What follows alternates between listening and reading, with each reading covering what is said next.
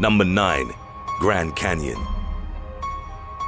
The Papillon Grand Canyon helicopter's chopper had 6 British tourists aboard on February the 10th, 2018. It was hovering over the jagged rocks of the Grand Canyon when it crashed in unknown circumstances. A witness said he saw black smoke rising from the crash, heard explosions, and then saw bleeding victims with severe burns trying to save themselves. It was a windy and dark night, so it was difficult for the rescue crews to reach the helicopter's wreckage. They had to fly in and use night vision goggles in order to look for any survivors. Only 3 passengers and the pilot survived, and they were airlifted to a hospital in Las Vegas. 3 people died in the crash.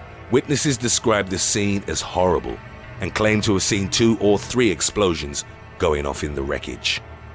Number 8. Morecambe Bay. A helicopter carrying 5 gas workers and 2 crew members crashed into the sea off Morecambe Bay on December 7, 2006. The aircraft had taken off from Blackpool Airport the evening before the incident. It had been traveling around various rigs in Morecambe Bay, and several people had witnessed it crashing into the sea from a drilling platform. 2 RAF helicopters and 2 boats were sent to the scene to rescue any possible survivors, but there were none. After approximately 3 hours of searching, rescuers managed to only find 6 bodies, including those of the 2 pilots. The body of the 7th victim was never found. The UK Air Accidents Investigation Branch began searching for answers on the same night of the incident. In October 2008, they released a formal report stating that human factors were the cause of the crash. It appeared that the co-pilot, who was the handling pilot before the crash, became disoriented in the dark night and poor weather conditions. He requested assistance from the commander, who tried to take control of the aircraft. The report revealed that the transfer of control wasn't smooth enough and that the commander did not notice the helicopter's continuing descent into the sea. Number 7. Shetland Islands. Passengers of the Chinook helicopter traveling from Brent Oilfield to Sunburg Airport in Shetland Islands, Scotland, were told to fasten their seatbelts as Captain Pushp Vide was preparing for landing. It was the morning of November 6, 1986, and all 43 people on board, aside from the crew, were offshore workers looking forward to seeing their families again. Unfortunately, seconds after the crew was given clearance to land at Sunburg Airport, a mechanical fault caused the 2 blades of the helicopter to collide. The aircraft went from 100 miles per hour to 0 miles per hour, and the impact killed everybody on board, except for Captain Pushp Vide and 20-year-old technician Eric Morans. Vide later recalled that a very violent movement of the aircraft had caused his co-pilot's neck to break. He tried to get the helicopter back to level, but to no result. Captain Pushp Vide and Eric Morans were quickly rescued from the aircraft, which had crashed into the cold waters of the North Sea. Vide claimed to have realized how serious the incident was only when he saw bodies surfacing around him in the water. The crash of the Chinook helicopter was deemed one of the worst offshore helicopter crashes in history. Number 6. Al Anbar crash. On January 26, 2005, the United States Marine Corps Super Stallion was ferrying U.S. military personnel to the Al Anbar province in Iraq. About 70 miles from the Jordanian border, the helicopter encountered a sandstorm. Pilots Captain Paul C. Alanis and Captain Lyle L. Gordon became disoriented in the poor weather conditions and didn't realize that the aircraft was banking to the left. Soon, the helicopter crashed into the ground, killing all 31 people aboard. The aircraft was on a routine mission in support of the January 2005 Iraqi parliamentary elections, set to take place 4 days from the day of the crash. The crash was deemed the deadliest loss of American troops in a single incident of the entire Iraq War. In the end, January 26, 2005 became the deadliest day for U.S. military forces during the war, as 6 more American troops were killed throughout the country that day. Number 5. Shapar Farrow Kel. A Russian-manufactured transport helicopter of the Pakistan Army was carrying 37 soldiers and 4 crew members from Parachina to Peshawar on July 3, 2009. Only 12 miles away from Peshawar, the helicopter crashed over the border area of the semi-autonomous Orakzai and Khyber tribal agencies. Officials stated 26 soldiers were killed in the accident. Military sources claimed the fall was caused by a technical fault. However, local people attributed the crash to insurgent activity in the area, which is remote and full of militants. This hampered the rescue efforts, and some sources even put the death toll at 41 people. There were unconfirmed reports that the helicopter might have been hit by ground fire from militants, which were contradicted by an inter-services public relations report.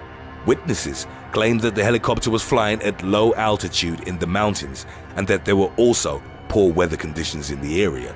Nevertheless, the true cause of the accident hasn't been determined yet. Number 4.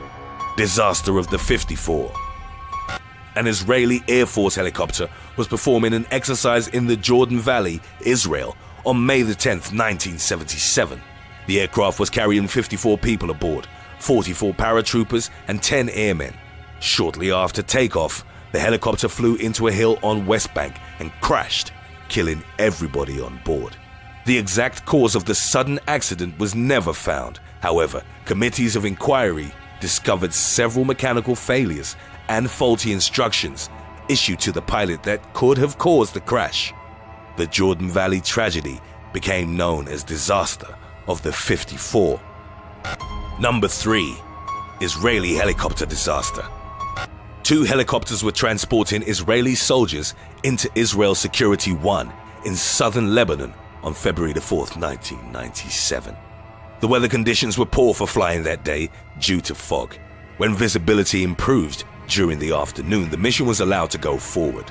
The 2 Israeli Air Force aircrafts took off from Tel Nof Air Base and flew to Rosh Pina Airport, where they collected the troops. Afterwards, one of the aircraft was supposed to fly to an Israeli position at Beaufort Castle, while the other one was headed to the Pumpkin Outpost, east of Nabataya. Both helicopters were soon hovering over Shia Yashuv, awaiting permission to cross the border into Lebanon. Soon after a controller confirmed they had permission to cross, the helicopters suddenly collided mid-air, disappearing from radar. All 73 Israeli military personnel on board were killed in the accident. An investigation later concluded that the rotor of one of the aircrafts had struck the tail of the other one, which caused both to crash. One of them landed in a fireball directly onto Shia Yashuv, setting an empty bungalow on fire. The other one crashed into the cemetery of Kibbutz Daphna, only a few hundred yards away. The munitions that had been stored on board caught fire rapidly and set off a series of explosions. Some witnesses claim to have heard faint cries coming from the wreckage, which stopped immediately after the explosions. Number 2. Kankala.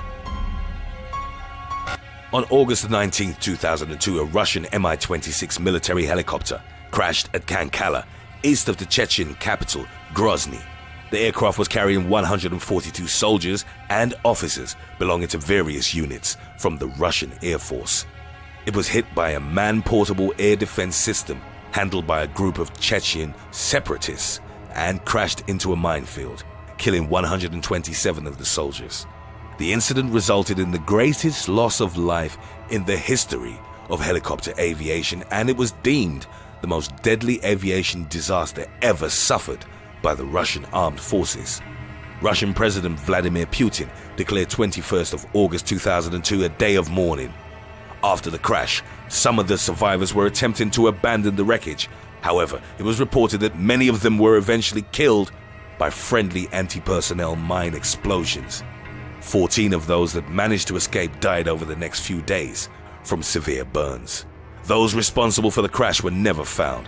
However, it's believed that the missile that hit the aircraft was launched from one of the battle-damaged apartment blocks on the outskirts of Grozny. As a result, the Russian military demolished several blocks in the residential area of Kankala. Number 1. Manhattan's Pan Am Building. A Sikorsky S-61L helicopter was hovering over the Pan Am Building in Manhattan on May 16, 1977. It was carrying 20 passengers and a crew of 3 aboard. Captain Lee G. Richmond had over 11,700 flight hours with over 9,000 helicopters, so no one was expecting what happened next. Richmond taxied the helicopter into position and began the landing process. Everything was going according to routine up until 2 or 3 minutes after touchdown, when the right landing gear of the helicopter failed.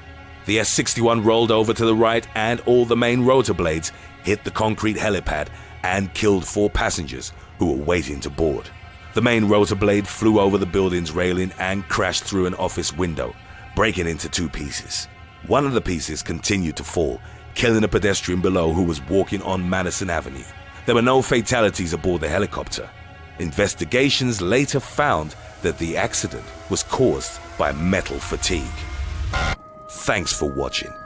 Do you know of other cases in which helicopter flying went wrong? Tell us about them in the comment section below.